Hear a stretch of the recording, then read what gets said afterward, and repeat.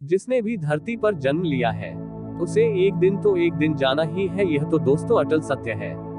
आप सभी जानते ही हो, लेकिन यह भी जानते हो कि शरीर नष्ट होता है लेकिन आत्मा तो अमर है, वह तो कभी नष्ट नहीं होती। तो आइए आज हम जानते हैं विस्तार से गरुड़ पुराण क्या कहता है। इसके लिए आइए पन्ने पलटते हैं गरुड़ पुराण के और जानेंगे विस्तार से मृत्यु के बाद के सफर के बारे में, और साथ ही जानेंगे कि अकाल मृत्यु हो जाने के बाद क्या होता है।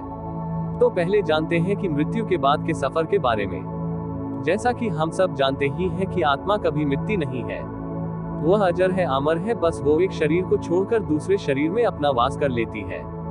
जब किसी की मृत्यु होती है तो उस समय बस केवल व्यक्ति का जो पंचतत्वों से बना हुआ शरीर होता है वही समाप्त होता है। अब जब ऐसी स्थिति हो जाती है तो एक सवाल हम सभी के सामने यह आ जाता है कि जब सिर्फ शरीर का ही नाश होता है तो उसमें बसी जो आत्मा है वो कहाँ जाती है। अब इसका उत्तर जानने के लिए हमें गरुड़ पुराण के पन्नों को थोड़ा पलटना होगा। जब किसी व्यक्ति की मृत्यु हो जाती है तो उसको लेने के लिए यमलोक से 2 यमदूतों को भेजा जाता है। ये जो यमदूत होते हैं ये देखने में काफी ज्यादा भयंकर होते हैं। जो व्यक्ति पुण्य करने वाले होते हैं उनके प्राण निकलने में ज्यादा कठिनाई नहीं होती है और उनके प्राण आसानी से निकल जाते हैं। लेकिन जो ऐसे लोग होते हैं जिन्होंने पुण्य नहीं किया होता है और जीवन भर पाप किए होते हैं, उनके प्राण बहुत ही मुश्किल से निकलते हैं, और जब उनके प्राण निकलते हैं तब उन्हें काफी कष्ट झेलना पड़ता है।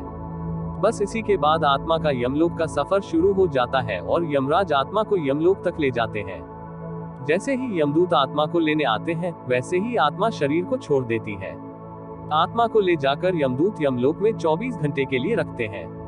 इसके बाद उस वक्त में आत्मा को ये दिखाया जाता है कि उसने जीवन में कौन कौन से अच्छे और कौन कौन से खराब कर्म किए। फिर उसको उसी घर में छोड़ दिया जाता है जहां उसका जीवन व्यतीत हुआ होता है। यानी जब तक 13वीं नहीं होती तब तक 13 दिनों तक आत्मा अपने परिजनों के साथ ही रहती है। जब 13 दिन पूरे हो जाते हैं उसके बाद फिर से आत्मा को यमलोक के लिए रवाना होना पड़ता है। इसी बीच उसे 3 अलग अलग मार्ग दिए जाते हैं। एक मार्ग स्वर्ग लोक का होता है, दूसरा मार्ग नर्क लोक का और तीसरा मार्ग पितृलोक का होता है। अब इनमें से किस मार्ग पर आत्मा को भेजा जाएगा ये व्यक्ति के जीवन काल के दौरान किए गए कर्मों के द्वारा ही निर्धारित किया जाता है। फिर जब आत्मा पाप और पुण्य का जो निर्धारित समय होता है उसे भोग लेती है तो उसको फिर से दूसरे शरीर की प्राप्ति हो जाती है। अब आइए जानते हैं कि अकाल मृत्यु हो जाने के बाद क्या होता है। ऐसा माना जाता है कि अगर कोई आत्महत्या करता है तो इसका मतलब यह होता है कि वही ईश्वर का अपमान करता है।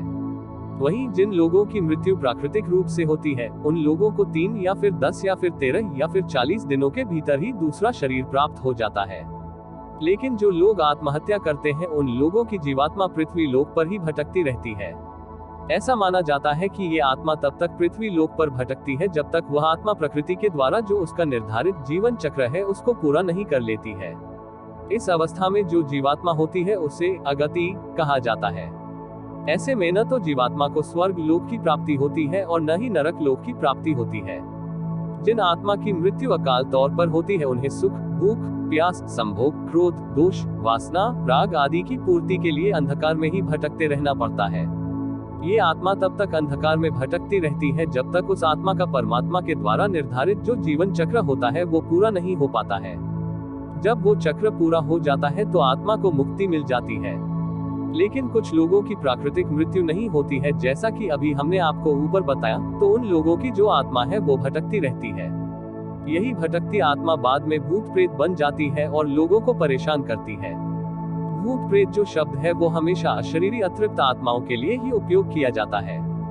इस स्थिति में होता क्या है कि मनुष्य का शरीर तो नष्ट हो जाता है लेकिन उसकी आत्मा का संसार से बंधन बंधा ही रहता है। जब कोई इंसान मरता है तो सबसे पहले उसके हाथ पैर सुन्न हो जाते हैं, इसके बाद उसका शरीर सुन्न हो जाता है और सबसे अंत में व्यक्ति के मस्तिष्क से हृदय का जो संबंध है वो टूट जाता है। फिर जो जीवात्मा होती है वो शरीर से निकल जाती है। जब कोई व्यक्ति जहर खाने से, अचानक चोट लगने से, शरीर के जल जाने से या फिर किसी अन्य दुर्घटना की वजह से मृत्यु को प्राप्त हो जाता है तो उन्हीं की आत्माएं जो होती हैं वो भूत प्रेत बन जाती हैं। यही वो स्थिति होती है जिसमें व्यक्ति का शरीर तो नष्ट हो जाता है परंतु जो आत्मा होती है वो वहीं आसपास भटकती रहती है या फिर शरीर के किसी हिस्से के पास में ही रहती है। इसके साथ ही आत्मा की जो भी इच्छाएं होती हैं वो भी बनी रहती हैं, लेकिन जैसा कि हम जान ही चुके हैं कि आत्मा के पास शरीर तो होता नहीं है तो वो उन इच्छाओं को पूरा नहीं कर पाती है। ऐसे में ये आत्माएं अपनी इच्छाओं को पूरा करने के लिए अपने आसपास के व्यक्तियों को कष्ट देना शुरू कर देती हैं।